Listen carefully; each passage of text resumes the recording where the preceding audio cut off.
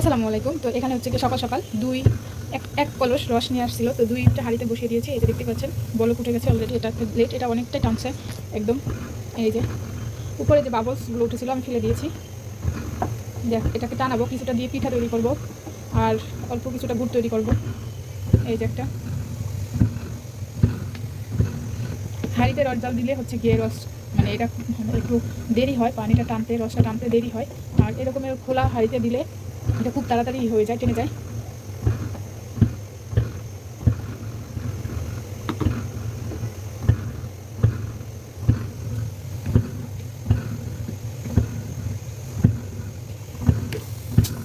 জাল কমিয়ে দিতে হবে। এই যে 2 হাঁড়ি রস জাল দিতে এক হাঁড়ি হয়েছে।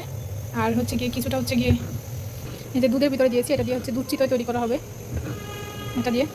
আর বাকি রসটা দেখেন, কালারটা অনেক সুন্দর আসছে এবং এই রসটা অনেক মিষ্টি হয়েছে, খেতে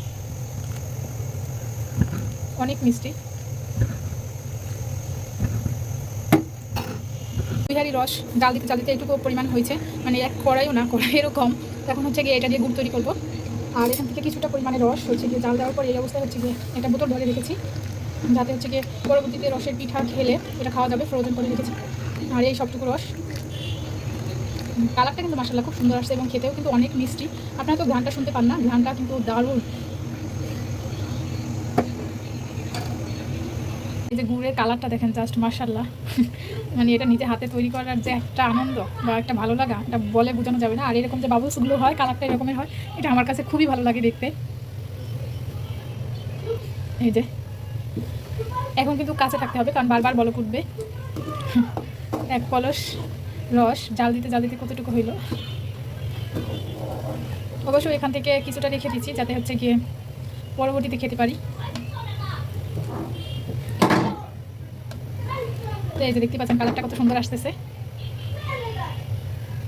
দেখেন মাশাআল্লাহ। এখন কিন্তু একদম শেষের দিকে জাস্ট এরকমের বলক উঠবে, বারবার বলক উঠবে, বলক উঠতেই থাকবে, তখন নড়াচড়া যায় না, যে এরকমের।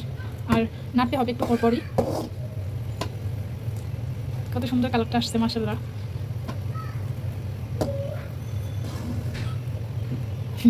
আপনাদের কেমন লাগছে, দেখে খেতে ইচ্ছা করছে? সেটা অবশ্যই কমেন্ট বক্সে জানাবেন, কমেন্ট করে। বেশি হচ্ছে গিয়ে টানাবো না এটারে, মানে অনেক পরিমাণে ঘন করবো না, একটু পাতলা পাতলা রাখবো, কারণ দানা দানা যেটা পড়ে যায় ওটা আমার কাছে ভালো লাগে না। আমার কাছে ঝোলাটাই ভালো লাগে এরকমের। এটাই রেখে দিলে হচ্ছে গিয়ে একটু ঘন হবে ঠান্ডা হতে। আর এটা কিন্তু ঠান্ডা হতে বেশ সময় নেয়, অনেকটা সময় নেয়। তো একদম গরম অবস্থায় কখনোই বক্সে রাখতে যাবেন না, তাহলে কিন্তু প্লাস্টিকের বক্স বা যে বক্সই রাখেন সমস্যা হবে। প্লাস্টিক হলে তো গলে যাবে। তো এটা ঠান্ডা করে তারপর হচ্ছে কি বক্সে রেখে দিতে হবে। আর গুড়টা তৈরি হয়ে গেছে অলমোস্ট। এখন আমি চুলাটা বন্ধ করে দেবো। চুলাটা বন্ধ করে দেওয়ার পর কিন্তু এটা ঠান্ডা হতে থাকবে। এই যে দেখতেই পাচ্ছেন, এই টাইপের অবস্থায় রাখলে হচ্ছে কি এটা ঝোলা গুড় হিসাবে থাকবে। আর যদি আপনি দানা দানা চান তাহলে আরও কিছুক্ষণ জাল করতে হবে, তাহলে এটা দানা দানা পড়ে যাবে।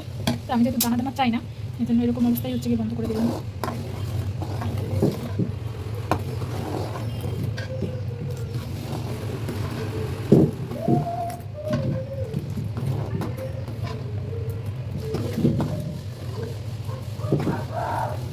এই যে অলমোস্ট ঠান্ডা হয়ে আসছে, আস্তে আস্তে এটা ঠান্ডা হবে।